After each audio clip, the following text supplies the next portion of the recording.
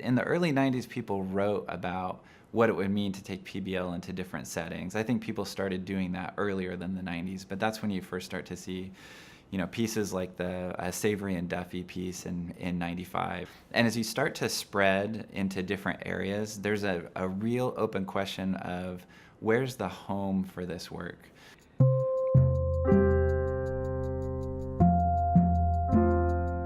So you'd find the research in medical journals, you might find it in instructional technology journals, basically all over the spectrum of academic publications. What IJPBL did was that it provided a venue for work in a variety of different disciplines dealing specifically with problem-based learning. This effort started actually probably in 2004 or 2005. A colleague in the College of Libraries was interested in starting this journal. So I just figured we'd take it a step at a time, and that's exactly what we did.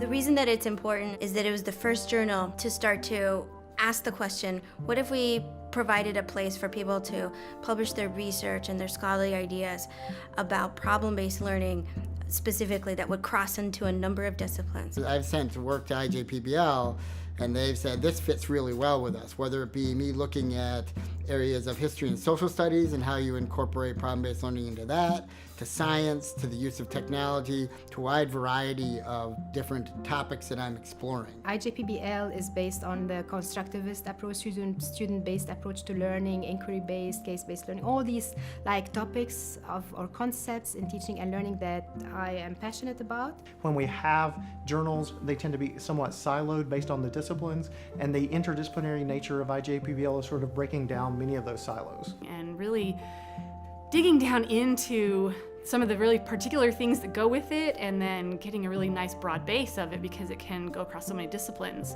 I love that focus of IJPBL, that it is very broad in that focus, but for PBL. I don't know if the thought was to keep it open access, but Purdue Press, when the new director came on board, Charles Watkinson, he saw that vision, he saw the potential, and he really promoted us. The open access allows readers from all over the world to access the journal.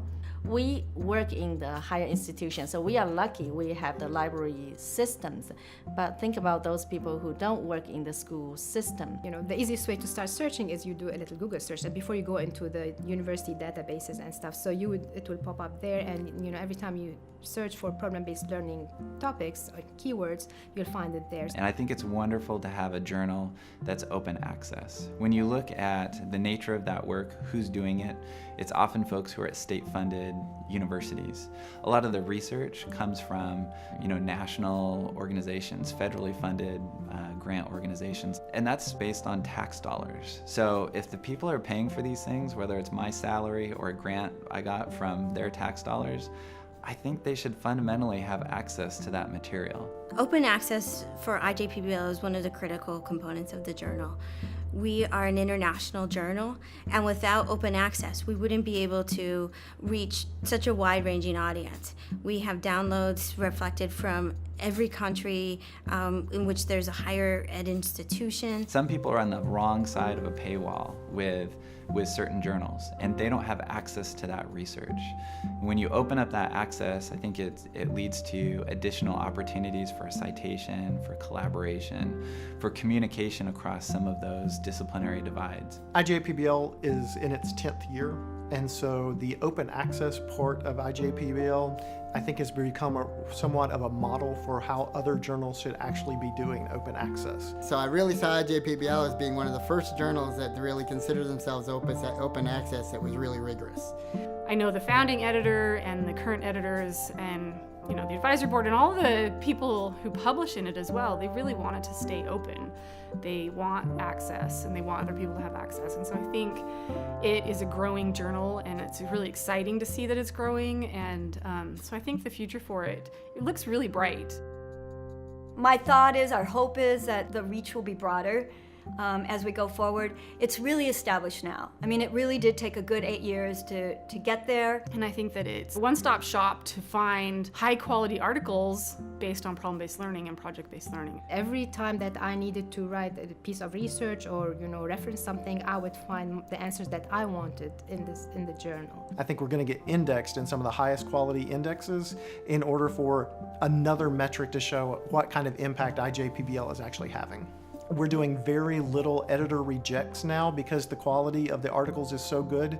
We're doing very little editor rejects because the topics are completely off our aim or scope, and people understand what we're trying to do. They understand the scope of our journal. And I think that's part of the reason why the journal is so strong, and part of the reason why it will continue to be strong in the future.